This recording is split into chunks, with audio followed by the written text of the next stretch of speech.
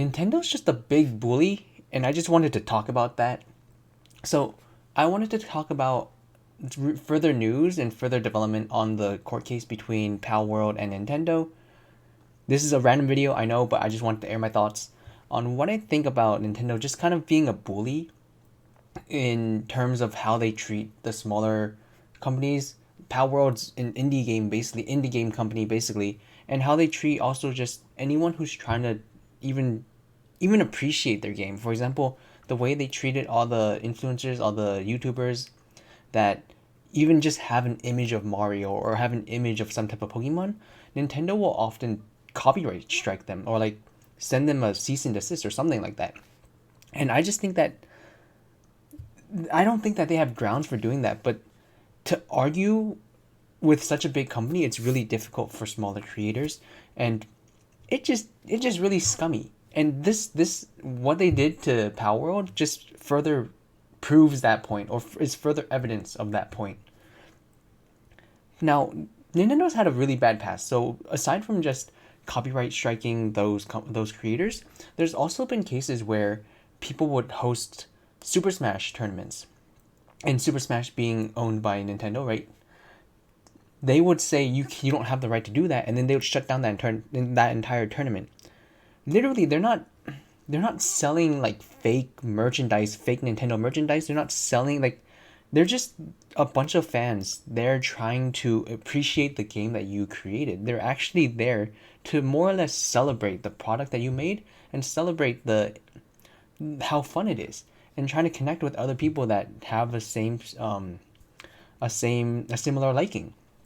And you just put down the ban hammer and you're like, bam. No, you're not able to do that. I just think that that's just not. I just think that's just like power tripping. Like, why are you gonna do that? But this further development really annoys me. So, Palworld devs face an injunction and $65,000 fine from Nintendo's Pokemon lawsuit. Now, this has to do with some type of patent law, but I really want you to think about it.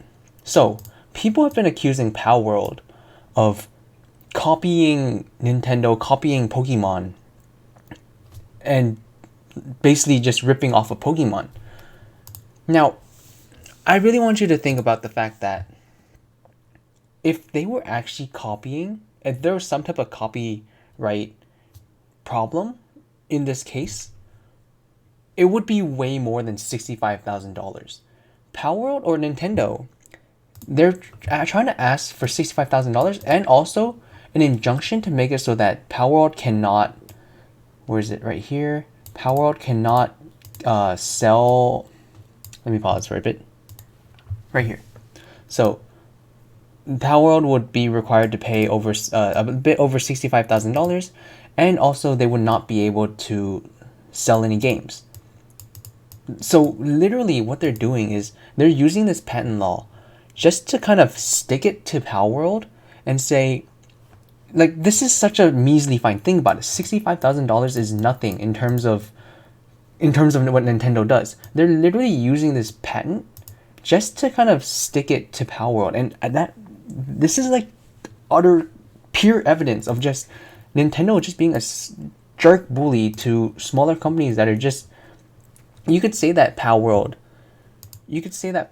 maybe they got inspired by Pokemon, but to say that it's an outright copy, even Nintendo knows. You know from this court case, if this is all that they can gather on Palworld, even Nintendo knows that they don't really have anywhere to stand on. They're just trying to screw over Palworld as much as they can, and that really it's just super scummy, right? Is that just my opinion? And I feel that to have a company even to the point where they can actually do this, and this just could possibly just screw over the indie game company, right? Because if that's their main source of revenue and you have to completely halt all sales, then that company could be pushed to bankruptcy if this lasts and if this is prolonged, right? I just don't think it's fair, and I don't really like the fact that Nintendo is able to do this, and also that the fact that they're doing this in general. This is completely anti-free market. This is anti, like, this is so monopolistic, and like I just think it's so scummy. I don't know what else to say, but like I don't know, Nintendo just a scummy scumbag to begin with. Like, oh, I don't know. I just wanted to talk about this, and also the fact that just to make it clear, Nintendo's also the one that made some weird they have some weird fetish with people doing things with Pokemon. I'm not gonna say it because my channel is usually not gonna say that stuff, but Nintendo be weird.